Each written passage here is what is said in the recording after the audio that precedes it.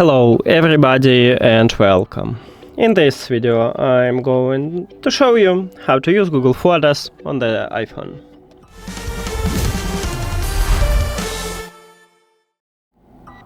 Firstly, we should install them, so go to the App Store, then click at the search at the right bottom, and then click at the search line at the top, or if you have iOS 26 at the bottom, write Photos, then search and install Google Photos.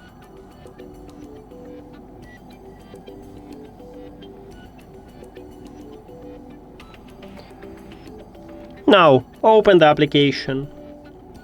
You need to sign in into your account.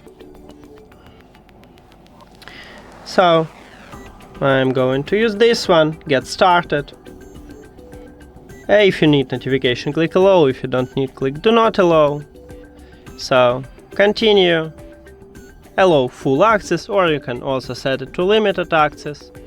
It's up to you. I just wanna allow my full access. Then go to the profile icon at the right top and make sure that you enable backup. You can tap on it and enable if it disabled, but just tap at this slider if the slider have empty background. And we can go back after that. And also, when we enable backup,